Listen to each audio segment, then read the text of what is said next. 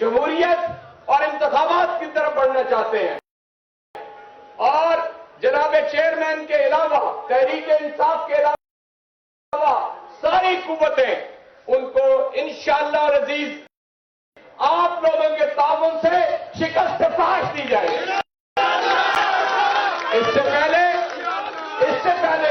کہ میں مائک جناب چیئرمین کو دوں، میں نے جو آیت آپ کے سامنے تلاوت کی ہے اس کا مفہوم ذرا سمجھ لیں۔ میں ترجمانی میں مفہوم کہہ رہا ہوں۔ یہ سورہ عنکبوت کی پہلی آیت ہے، اور سورہ عنکبوت کی پہلی آیت کے اندر اللہ تعالیٰ یہ فرماتے ہیں کہ جو لوگ کہتے ہیں کہ ہم ایمان لائے، کیا ان کو آزمایا نہیں جائے گا؟ محض یہ کہنے کے اوپر انہیں چھوڑ دیا جائے گا کہ ہم ایمان لائے؟ اللہ فرماتے ہیں کہ ہرگز انہیں نہیں چھوڑا جائے گا، انہیں یہ دیکھا جائے گا، ان کے بارے میں پرکھا جائے گا، انہیں حق و انصاف کی کسوٹی کے اوپر پرکھا جائے گا کہ کون اپنے دعوی ایمان میں سچے اور کون اپنے دعوی ایمان کے اندر جھوٹے۔ اور اس کے پس منظر کے اندر ایک حضور نبی کریم صلی اللہ علیہ وسلم کی وہ حدیث موجود ہے کہ آپ کعبۃ اللہ کی دیوار کے ساتھ ٹیک لگا کر بیٹھے ہوئے تھے۔ حضرت خباب بن ارت رضی اللہ عنہ آئے اور اللہ کے برگزیدہ ہستی امام الانبیاء سے یہ سوال کیا براہ راست کہ کیا آپ اللہ کے نبی نہیں ہیں کہ آپ ان کفار اور مشرکوں کو اللہ سے کہیں ان کو نیست و نابود کر دیں، اور آپ کا رب اس بات کے اوپر قادر ہے۔ آپ کو میں بتاتا ہوں حضور نبی کریم صلی اللہ علیہ وسلم کے کیا الفاظ تھے۔ آپ نے یہ فرمایا کہ جب تک تم حق کے راستے کے اوپر چلتے ہوئے آزمائے نہیں جاؤ گے، جس طرح کے پہلی امتوں کو آزمایا گیا، ان کے جسم سے گوشت ان کی ہڈیوں سے نوچ لیا گیا، انہیں آروں سے چیر دیا گیا، تب جا کے یہ ممکن ہوا کہ سنا سے لے کر حضرموت تک ایک خاتون جائے گی کمر اچھالتی ہوئی، سونا اچھالتی ہوئی، اور اسے اپنے رب کے علاوہ کوئی خوف نہیں ہوگا۔ جناب چیئرمین عمران خان،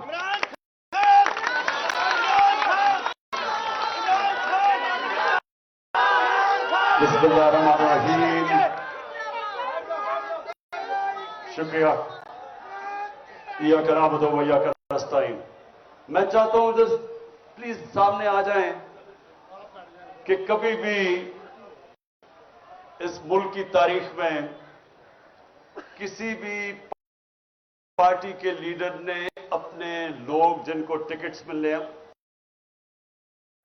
ان سے اس طرح کی باتیں کی ہو جو میں آپ سے کرنے لگا ہوں۔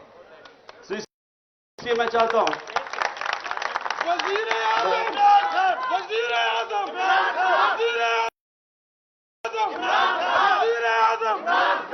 اور اس لیے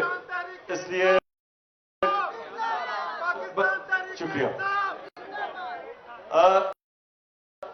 میرا مقصد آج آپ کو بلانا بڑا خاص مقصد ہے۔ ذرا مہربانی کر کے تب خاموشی سے سننا آپ نے میری بات، خاموشی سے، آرام سے، تحمل سے، خاموشی سے، کیونکہ ہمارا ملک اپنی تاریخ کے اس مرحلے پہ کھڑا ہے کہ یہ دونوں طرف جا سکتا ہے۔ یہ وہ جو پاکستان کی خواب ہے، جس کے لیے اتنے لوگوں نے قربانیاں دی، یہ اس خواب کی طرف بھی جا سکتا ہے اور یہ تباہی کی طرف بھی جا سکتا ہے۔ نماز میں ہم یہ کہ اللہ سے مانگتے ہیں کہ اللہ ان کے راستے پہ لگا جن کو تو نے نعمتیں بخشی، ان کے نہیں جو تباہی کے راستے پہ چلے گئے۔ ہر وقت انسان کو ان دو راستوں کے اندر فیصلہ کرنا پڑتا ہے. نماز ہی آپ اس لیے پڑھتے ہیں, نہیں تو نماز کیوں پڑھیں؟ نماز میں تو اللہ سے ایک چیز مانگتے ہیں, باقی تو اس کا شکریہ ادا کرتے ہیں, اس کی تعریفیں کرتے ہیں. مانگتے تو آپ وہ راستہ ہے جو انسان کی عظمت کا راستہ ہے, وہ نہیں جو تباہی کا راستہ ہے. اس سے بچانے کے لیے آج ہمارا ملک ادھر کھڑا ہے. یہ یاد رکھیں کہ آنے والی اس ملک کی نسلیں, اگر آپ اس جدوجہد میں کامیاب ہو گئے تو وہ آپ کو وہ لوگ سمجھیں گے کہ جنہوں نے قائد اعظم کا پاکستان بنایا. اور اس لیے آپ کی یہ جو وقت ہے اس کی اہمیت آپ نے اب پہچاننی. میں نے اس لیے آپ کو آج یہاں بلایا کہ عموماً تو پارٹیز ہم سب کے سامنے کیا ہوتا ہے, ہماری کوشش ہوتی ہے کہ میں الیکشن جیت جاؤں, اس کے بعد الیکشن جیت کے میں اپنا ڈپٹی کمشنر, اپنا تھانے دار رکھوا لوں, پٹواری. اس کے بعد کوشش ہوتی ہے شاید وزیر بن جاؤں. وزیر بن کے سوچتا ہوں میرے لیے کیا بہتری ہے, میں اپنے آپ کو بہتر کیسے کر سکتا ہوں. اپنے حلقے کا سوچوں, ڈیولپمنٹ فنڈ لگاؤں تاکہ میں اگلا الیکشن جیت جاؤں. پاکستان کی تو یہ سیاست رہی ہے. میرے 26 سال میں ہمیشہ دیکھتا رہا کہ ہماری کیوں نہیں لوگوں کو سمجھ آتی کہ ہم کیوں پیچھے رہ گئے, دنیا آگے چلی گئی ہے. میں نے 26 سال میں کیا دیکھا کہ ہندوستان ہماری آنکھوں کے سامنے آگے نکلا. 80 کی دہائی تک اب میں جب ہندوستان میچ کھیل کے آتا تھا پاکستان تو لگتا تھا ایک غریب ترین ملک سے میں امیر ملک میں آ گیا ہوں. 90 کی دہائی میں اپنی آنکھوں کے سامنے ان کو آگے نکلتے دیکھا. لیکن جو سب سے تکلیف دہ چیز ہمارے لیے ہونی چاہیے کہ بنگلہ دیش, جب وہ بنگلہ دیش بنا تھا مجھے ابھی بھی یاد ہے, کہتے تھے جی دیکھیں شکر علیحدہ ہوا, ہمارے اوپر بوجھ تھا. آج بنگلہ دیش آگے نکل گیا. اور جدھر انہوں نے پہنچا دیا پاکستان, یہ وقت ہے آپ سب کے اوپر اللہ نے بڑی ذمہ داری لگائی کہ اس وقت پہ اگر ہم صحیح معنی میں جدوجہد کر گئے تو یہ ہم اب ملک کو نکال دیں گے, کیونکہ اللہ کا سب سے بڑا کرم ملک پہ ہو گیا ہے کہ ان پاکستانیوں میں شعور پیدا ہو گیا ہے. جاگ گئی ہے قوم. میں پہلے جو میں ابھی جو بات کرنے لگا ہوں, سب سے پہلے میں یہ جو یہاں گھر میں پچھلے 40 گھنٹے جو میں دیکھا ہے اس گھر کے اوپر جس طرح کا حملہ کیا گیا ہے, تو میں کئی دفعہ سوچ رہا تھا کہ دیکھیں اتنی زیادہ فوج بلا لی یہاں, یعنی ہزاروں لوگ پہنچ گئے, فوجی, پولیس والے, رینجر پہنچ گئے, اور یہ میرے گھر پہ ایسا حملہ ہوا کہ میں سمجھا میں کوئی دنیا کا سب سے بڑا دہشت گرد بیٹھا ہوا ہوں. یعنی آرمڈ کار منگوا لی. آرمڈ کار سوچے کہ ایک پولیٹیکل آدمی ہے, 50 سال سے قوم مجھے جانتی ہے, 50 سال سے مجھے جانتے, کسی اور پاکستانی کو اتنا دیر سے نہیں جانتے. ایک دفعہ مجھے کوئی بتائے کہ میں نے کبھی قانون توڑا ہو. اس ملک میں عوام اس آدمی کو سب سے زیادہ پاکستان کی تاریخ میں پیسہ دیتی ہے, چندہ دیتی ہے, مجھے دیتی ہے.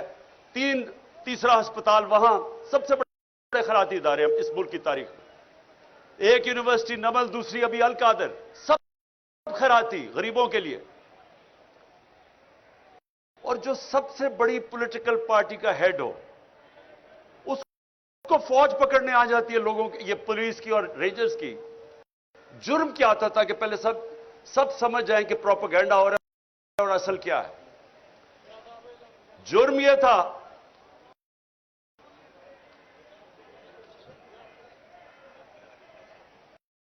कि 18 तारीख तक मेरी बेल थी, 14 तारीख को पुलिस पहुंच जाती है। मुझे तो पता था कि 18 को मैं अदालत में जाना है, 14 को पुलिस पहले पहुंच जाती है। लाहौर हाई कोर्ट में जज उनसे, पुलिस से पूछता है कि जब 18 की आपने पेश करना अदालत में, और क्यों आई थी अदालत में पेश करने के लिए, तो 3 दिन आपने उससे क्या करना था, ये जज पूछता है उससे। मुझे पता है क्या करना था। इन्होंने वो करना था जो आजम स्वाति से किया और जो शहबाज गिल से किया।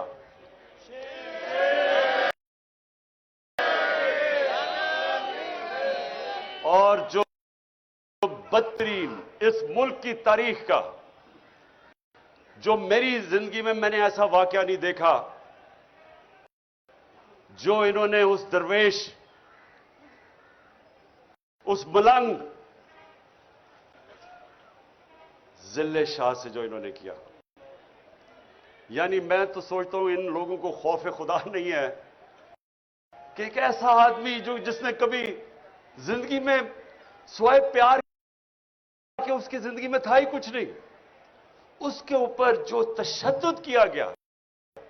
सिर्फ आप पोस्टमार्टम रिपोर्ट देख लें उसकी, कि उस आदमी से, उस बेचारे दरवेश से इन्होंने किया क्या। बस बस बस पोस्टमार्टम रिपोर्ट देखें कि उसका सर फाड़ दिया, उसका स्कल तोड़ दिया, उसका जिगर इन्होंने क्या मारा उसको कि वो सारा अंदर से इंटरनल ब्लीडिंग, उसकी स्प्लीन फट गई, उसके प्राइवेट पार्ट्स के ऊपर तशद्दुद किया, उसकी कमर पे मारा। यानी कौन से लोग ये कर सकते हैं इंसानों पे। और फिर ये बेगैरत आईजी को शर्म नहीं आई और अपने साथ बिठा के झूठ बोलता है कि जी एक्सीडेंट में मर गया हो। पहले मेरे ऊपर 302 लगाते हैं, कत्ल का मुकदमा, 3 दिन के बाद कहता है एक्सीडेंट हो गया। लोगों को भेड़ बकरियां समझते हैं, ये इंसान नहीं समझते लोगों को। ये हैवान बैठे हुए हैं। ये वो लोग हैं ना इनमें इंसानियत है, ना ईमानदारी है, ना काबिलियत है, और डरे हुए हैं एक चीज से कि कहीं इलेक्शंस ना हो जाए, कहीं इमरान खान इक्तदार में ना आ जाए। बस उसकी वजह से बस। अब सुने जरा, जब वो यहां पहुंच गए और मुझे पता चला इतनी फोर्स लेके, क्योंकि हम तो समझ रहे थे 18 को मेरी बेल है, तक प्रोटेक्टिव बेल है। उसके बाद लाहौर हाई कोर्ट के प्रेसिडेंट को मैंने बिठा के अश्योरिटी बॉन्ड दिया। उसने जाके अपनी अश्योरिटी दी कि अदालत में ये प्रेजेंट हो जाएगा। जब ये हो गया तो कानून तो वाज़ेह है कि एक दफा श्योरिटी बॉन्ड मिल जाए तो आपको अरेस्ट कर नहीं सकते। पहले वो डीआईजी ना मिले उसको, तब हमें पता चल गया कि इनकी नीयत खराब थी। ये कोई कानून लेकिन इंप्लीमेंट करने नहीं आए थे, ये मुझे जेल में डालने आए थे। और जेल में क्यों ये पूरी कोशिश हो रही है डालने की?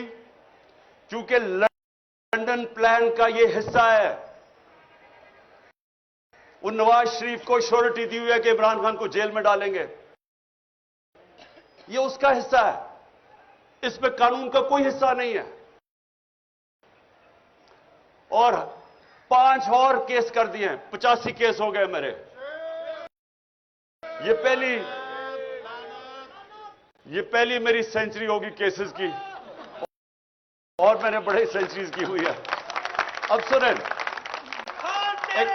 बस सुने जरा, जरूरी एक बस। अच्छा, अब सुने जरा गौर से सुने मेरी बात, क्योंकि मैंने आपको फिर से खास वजह से बुलाया है। میں نے کبھی اس ملک کا قانون نہیں توڑا. میں آج رائٹنگ میں دیتا ہوں. 85 کیسز ہیں. ایک کیس میں بھی یہ کوئی بھی میرا غیر قانونی چیز ثابت کریں گے, ان کو آگے جانے کی ضرورت نہیں, میں ہی چھوڑ دوں گا پالیٹکس.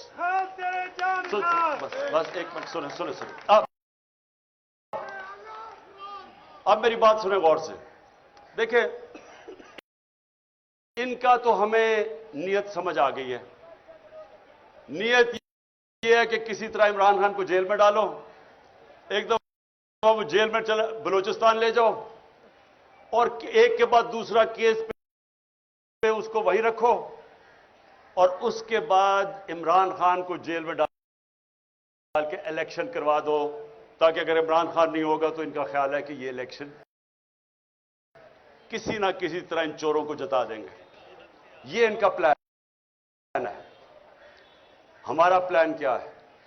ہمارا پلان یہ ہے کہ سب الیکشن کی آپ جتنے بھی آئے ہیں, میں اب آپ کے جو ٹکٹ ہیں, ایک ایک کا ٹکٹ میں نے خود اپنی طرف سے, پہلے ہمارے ٹکٹ میں اور لوگوں کے اوپر چھوڑ دیتا تھا ٹکٹ دینا, لیکن مجھے پتا ہے 2018 کے ٹکٹ بڑے غلط بانٹے گئے ہیں, اور مجھے پتا ہے کہ اس میں بدنیتی بھی تھی اور پیسہ بھی چلا تھا کئی جگہ پہ.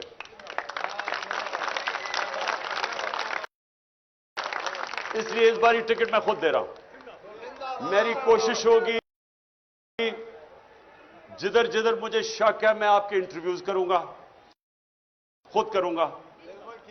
اور میری یہ کوشش ہے, نہ میرا کوئی فیورٹ ہے, نہ میرا کوئی رشتہ دار, نہ میرا کوئی دوست. میں اپنی پوری کوشش کروں گا کہ جو میں سمجھتا ہوں کہ میرٹ ہے وہ میں اس کے مطابق ٹکٹ دوں گا. میرا 10 سال میں کرکٹ کیپٹن رہا, غلطیاں ہوئی ہوں گی, لیکن آج تک 10 سال میں کوئی نہیں کہہ سکا کہ اس نے میرٹ کے علاوہ ٹیم سلیکشن کی ہے. میں آپ کی پوری کوشش کروں گا کہ میرٹ پہ کروں گا, لیکن میں نے آپ کو آج ایک خاص بات کے لیے بلایا. دیکھیں, ہم ساری چیزیں کرتے ہیں, پالیٹکس میں بھی آتے ہیں, وزیر بننا چاہتے ہیں, وزیر اعظم بننا چاہتے ہیں, اچھی چیز ہے, لیکن ہم چاہتے کیا آخر میں؟ ہم 3 چیزوں کے لیے سب کچھ کرتے ہیں. یا ہم پیسہ بنانا چاہتے ہیں, ہم اپنی زندگی بہتر کرنا چاہتے ہیں, اپنا رزق میں اضافہ کرنا چاہتے ہیں. یہ سب سے بڑی وجہ ہے.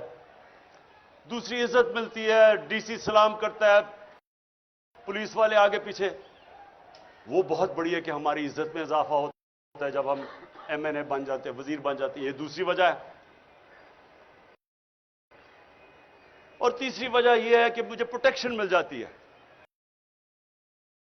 اگر میری لڑائی ہے, علاقے میں دشمنی ہے, تو جیسی میں الیکشن جیتتا ہوں, اسٹیٹ کی میرے پاس پاور آ جاتی ہے, مجھے پروٹیکشن مل جاتی ہے. یعنی میرا جب عزت میں اضافہ بھی ہوتا ہے, میری زندگی بھی بچ جاتی ہے. یہ اصل میں یہ 3 چیزیں ہوتی ہیں جس کے لیے انسان اپنی بزنس میں بھی اوپر جاتا ہے, پالیٹکس میں, زندگی میں محنت کرتا ہے. دیکھیں, میں اب اپنی زندگی سے آپ کو بتانا چاہتا ہوں. سب سے پہلے جو سب سے بڑا خوف ہے وہ ہے موت کا. یہ ایک ایسا خوف ہے جو انسان کو غلامی بھی انسان قبول کر دیتا ہے موت کے خوف سے. بلکہ بدترین غلامی انسان کی ہوتی ہے جو وہ خوف کی وجہ سے وہ رائے حق پہ نہیں کھڑا ہوتا. میں مثال دیتا رہتا ہوں کوفہ کے لوگوں کی, کہ ان کو پتا تھا حضرت امام حسین حق پہ کھڑے, انہیں پتا تھا کہ وہ اصول اور سچ پہ کھڑے, لیکن یزید کے خوف کی وجہ سے انہوں نے ان کی مدد نہیں کی, اور ہمیشہ وہ پچھتاتے رہے کہ اسلام کی تاریخ کا سب سے بڑا ظلم ہوا اور انہوں نے کچھ نہیں کیا. تو یہ جو خوف ہے، جب میں مدینہ کی ریاست کی مثال دیتا ہوں تو اپنے بچوں کو ضرور بتائیں کہ دنیا کی تاریخ کا سب سے بڑا انقلاب آیا تھا اور یہ تاریخ کا حصہ ہے۔ 625 میں جنگ بدر، 313، 11 سال کے بعد یہ ہسٹری کا حصہ ہے، ورلڈ ہسٹری کا۔ 625 جنگ بدر، 636 میں رومن ایمپائر گھٹنے ٹیکتا ہے یارموک پہ، اور 627 میں دوسری super power Persian empire Qadisiyyah میں گھٹنے ٹیکتا ہے۔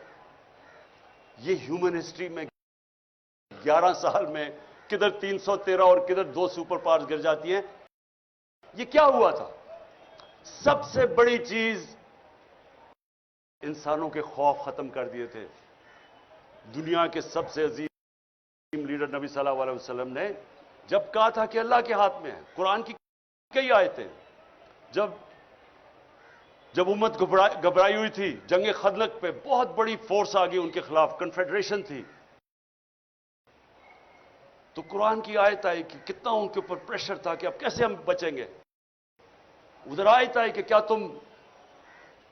اگر تم بھاگ جاؤ گے تو کیا تم زندہ رہ جاؤ گے؟ کیا اگر اللہ نہ چاہے تم زندہ رہ سکتے ہو، اور اگر وہ نہ چاہے تو تمہاری کوئی جان لے سکتا ہے؟ خوف دور کر دیے۔ وہ دنیا کی امامت کی انہوں نے، جو ساری دنیا میں پھیل گئے۔ جو میں نے یہاں باہر دیکھا، آپ یقین کریں کہ میں تیار تھا اپنا بیگ پکڑ کے، میں نے کہا میں لوگوں کو میں زخمی نہیں دیکھ سکتا، کہ وہ ادھر سے فوج آ رہی ہے جس طرح کوئی کشمیر فتح کرنے آ رہی ہے، رینجرز آ رہے ہیں، ادھر سے پولیس، اور یہاں چند اتنی ٹیئر گیس کی کہ ہم اندر کمرے کے اندر ہمارے لیے مشکل تھا۔ اس طرح کا انہوں نے اٹیک کیا، اور وہ چند، میں آج ان کو سلام کرتا ہوں، جس طرح وہ کھڑے ہوئے ہیں لڑکے۔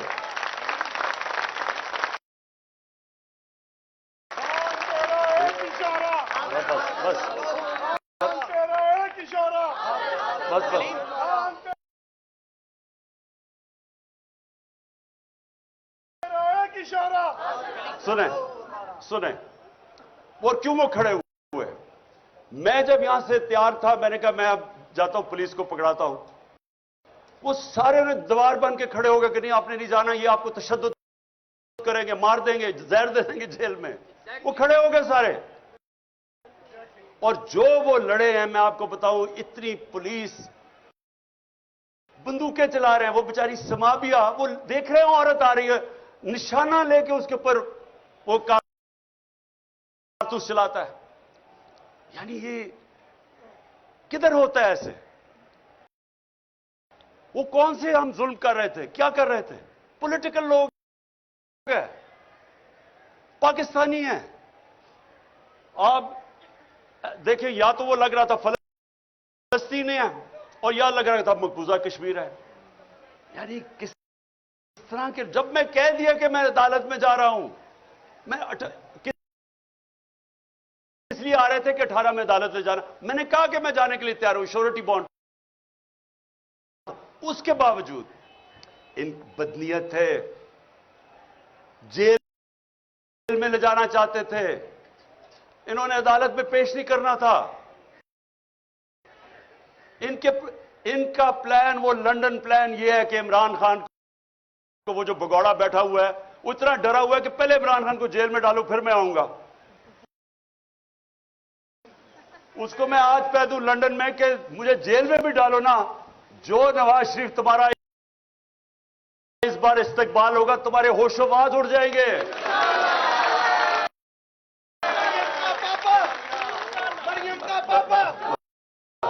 اچھا، اب جو وہ نوجوانوں نے جی، تو جو وہ نوجوانوں نے جس طرح کھڑے ہوئے، اور میں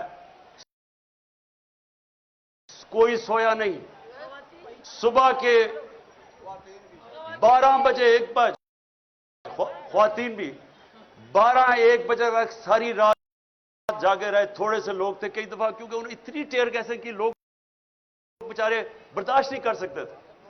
اس کے باوجود جس طرح جس جذبے اور جنون سے کھڑے ہوئے ہیں, میں آج ان کو صرف اس لیے سلام کرتا ہوں کہ یہ جو یاد رکھیں, کوئی چیز جذبے اور جنون اور ایمان کا مقابلہ نہیں کر سکتا. چاہے آپ سب سے 5000 پولیس جمع کر کے لے آئیں اور رینجرز کر لیں, اور رینجرز یعنی رینجرز کا کیا کام ہے کہ ایک پولیٹیکل لوگوں کے اوپر وہ پہنچ جائیں, وہ ہمیں اس طرح کرے جس طرح کہ ہم کوئی دشمن ہیں. یہ قوم اپنی فوج سے کیوں پیار کرتی تھی؟ اس لیے کرتی ہے کہ وہ سمجھتے ہیں کہ یہ ہمیں دفاع کریں گے. تو کیا ہم کوئی دشمن ہیں ملک کے؟ یہ جو چور اوپر بٹھا دیے ہیں, جن کے اربوں ڈالر باہر پڑے ہوئے ہیں, چوری کر کے پیسہ باہر, ان کی عیدیں باہر, ان کے علاج باہر, ان کی شاپنگ باہر, ان کے ٹبر سارا باہر, ان کے لیے کھڑے ہو کے اور ہمارے جیسے لوگوں کے اوپر اس طرح کا برتاؤ کرتے ہیں. یہ تو اپنے ملک میں نفرتیں پھیلا رہے ہیں, اپنی سب سے بڑی پارٹی کو اپنے ادارے کے خلاف کھڑا کر رہے ہیں. یہ تو کوئی دشمن دعا کرے گا کہ پاکستان میں یہ ہو جائے. یہی اس پاکستان میں ہوا تھا. کیا ہوا تھا کہ سب سے بڑی جماعت کے خلاف ہم نے فوج کھڑی کر دی. تو کیا سبق نہیں ملا کہ ملک ٹوٹ گیا تھا؟ اور اگر آج سب سے بڑی پارٹی جو واحد فیڈرل پارٹی رہ گئی ہے, ایک فیڈرل پارٹی ہے جو ملک کو اکٹھا رکھ سکتی ہے, اگر پہلے اس کے لیڈر کو قتل کرنے کی کوشش کی, اس کے بعد یہ ڈرامہ ہو رہا ہے سارے ملک کے سامنے کہ جیسے ہم کوئی دہشت گرد ہے, اور یہ اوپر والے چن کے وہ پولیس والے لے کے آئے ہیں جو جرائم پیشہ ہیں. ان کے اوپر ہم نے الیکشن کمیشن کو کہا تھا کہ 25 مئی کو انہوں نے ہمارے اوپر تشدد کیا, ان کو نہ لے کے آئے, انہی کو لا کے اوپر بٹھا دیا. اور پھر یہ سوچ رہے تھے کہ یہ جب خوف دیکھیں گے, پولیس دیکھیں گے, تشدد دیکھیں گے, بھاگ جائیں گے. یہ اب بھاگنے والی قوم نہیں رہ گئی. یہ وہ قوم ہے جس میں شعور آ گیا ہے. یہ وہ قوم ہے جو پچھلے 11 مہینے میں نے اپنی زندگی میں نہیں سوچا تھا کہ ایک دن میری قوم بھی اس طرح جاگ جائے گی. جاگی ہوئی قوم ہے. اور بس اور جو سب سے بڑی مجھے خوشی ہے کہ لا الہ الا اللہ کا اندر دلوں میں جا رہا ہے. اس کا مطلب آزاد کر رہے انسانوں کو. یہ میری آج بات سن لے, اگر لا الہ الا اللہ آپ کو آزاد نہیں کرتا, اس کا مطلب ابھی آپ کے دل میں نہیں گئی, زبان پہ ہی رہ گئی ہے.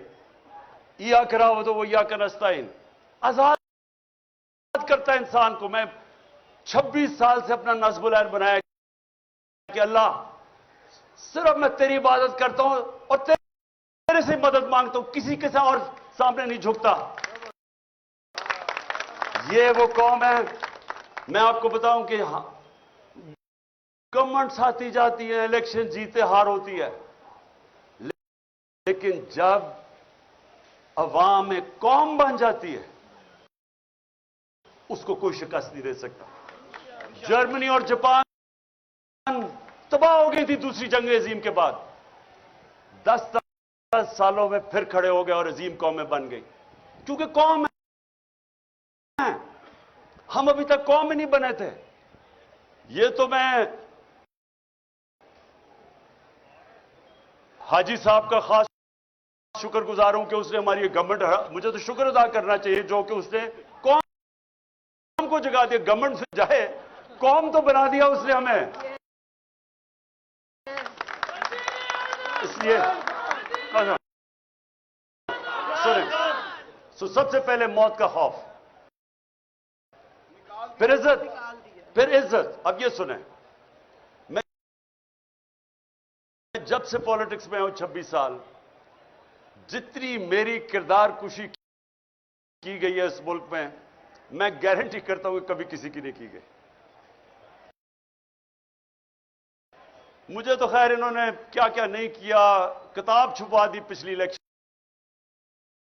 سے پہلے کسی سے پیسے دے کے، انہوں نے جو میرے اوپر اچھالا ہے گند. مجھے صرف تکلیف یہ ہے کہ بشرا بیگم کو جو انہوں نے ایک پلان طریقے سے ان کے خلاف کیمپین چلائی ہے، ایک وہ خاتون. میں اپنی زندگی میں اگر کسی انسان کو سمجھاؤں کہ وہ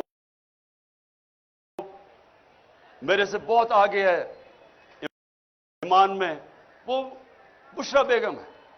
اب اس کی جو کردار کشی کی گئی، جو خاتون نہ کبھی ڈنر پہ جاتی ہے، نہ کسی شادی پہ گئی ہے 5 سالوں میں، نہ کوئی بار لندن گئی ہے، نہ کوئی شاپنگ کا شوق ہے، نہ کوئی بینک اکاؤنٹ ہے، اس کے اوپر جو انہوں نے کیا پلان کر کے.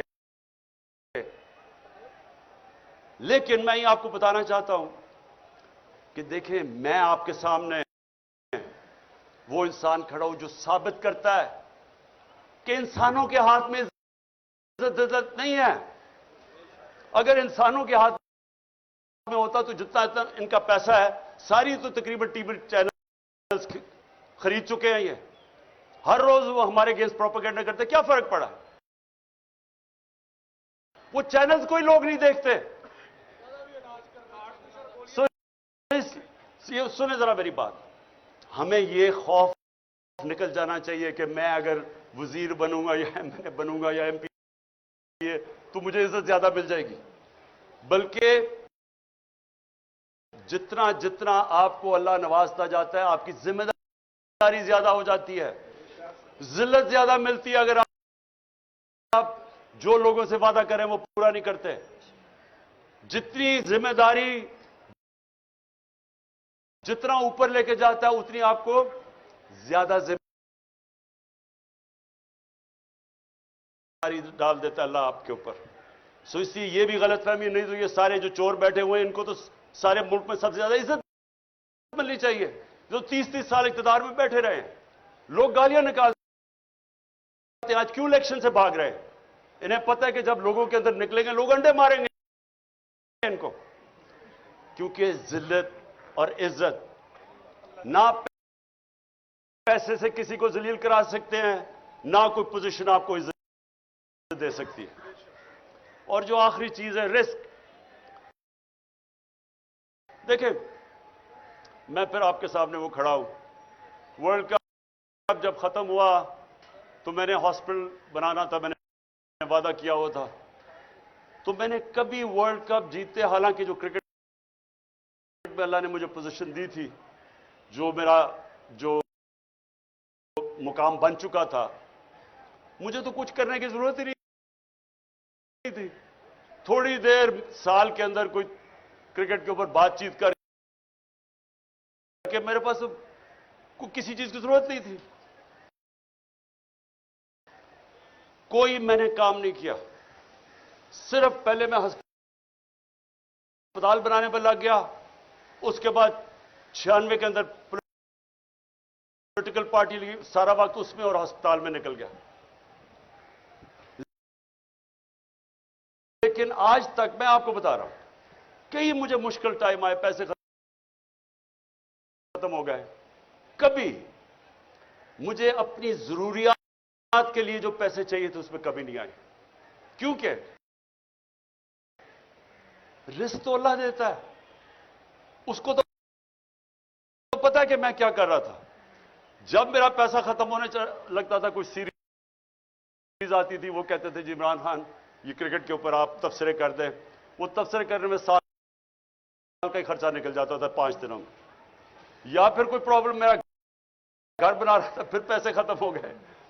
پھر ایک دم آیا جی وہ ہندوستان سے میچ ہے. انہوں نے کہا جی اتنے ہفتے کے لیے آئے. میں نے کہا میں نہیں جا سکتا, میرے بچے آ رہے ہیں.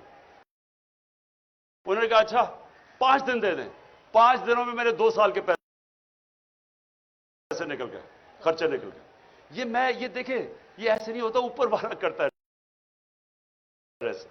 کبھی بھی میں آپ کو یہ کہتا ہوں کہ سب سے بڑا یہ موت کے خوف کے بعد یہ ٹریپ ہے کہ میں اب یہ جو کر رہے تھے ہمارے ساتھ, جس طرح کی انہوں نے اب بندوق چلا رہا ہے, عورت وہ بیچاری سمابیہ ایک نشانہ لے کے بندوق چلا رہا ہے, وہ کون سے خطرے میں ایسی خاتون چلی آ رہی ہے. کیا ان لوگوں کو خوف خدا نہیں ہے؟ کیا ان کو نہیں پتا کہ تم کوئی بھی آرڈر غلط فالو کرو, انلیگل آرڈر, تم ذمہ دار ہو. کوئی آپ کو چیز اجازت نہیں دیتی کہ آپ قانون توڑیں. نہتی خاتون کے اوپر بندوقیں چلا رہا ہے, یا وہ 25 مئی میں جو انہوں نے کیا, یا لوگوں کے گھروں میں 3 بجے گھس کے عورتوں کے سامنے انہوں نے لوگوں کو ہراساں کیا. کیا یہ قانون اجازت دیتا ہے؟ نہیں دیتا. اور اس لیے انہوں نے کیا کیا, انہوں نے صرف اپنی نوکریوں کے لیے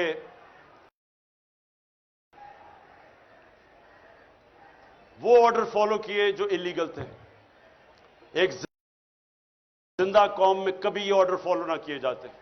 میں برطانیہ کا آپ کو بتا دوں, میرا وہاں بڑا ٹائم گزرا ہے, کبھی کسی نے, پولیس نے کبھی ایسا کام نہیں. انہوں نے کہنا تھا یہ قانون اجازت نہیں دیتا, انہوں نے نہیں کرنا تھا. یہ جو غلط کام کرواتے ہیں, اوپر سے گندے قسم کے جرائم پیشہ لوگوں کو آئی جی اور سی سی پی او کو اوپر بٹھا کے, یہ کسی بھی ملک جدھر حقیقی آزادی ہو, جدھر قانون آپ کے بنیادی حقوق, فنڈامنٹل رائٹس کو حفاظت کرے, کبھی نہیں ہوتا. اور یہ ہوتا ہے جب آپ اپنی ضمیر کو کمپرومائز کرتے ہیں رسک کے لیے. ہمیشہ مجھے موقع ملے, ایک دفعہ انہوں نے مجھے کہا کہ جی آپ ساؤتھ افریقہ آ جائیں کرکٹ کھیلنے کے لیے, ہم بڑے پیسے دیں گے. تو بہت پیسے دیتے تھے تب میں جب میں کرکٹ کھیل رہا تھا, کیونکہ ساؤتھ افریقہ بینڈ تھا, اس کے اوپر بین لگا ہوا تھا. تو وہ جو پلیئر وہاں جاتا تھا, بڑے پلیئرز اٹریکٹ کرتے تھے, بڑے پیسے آفر کرتے تھے.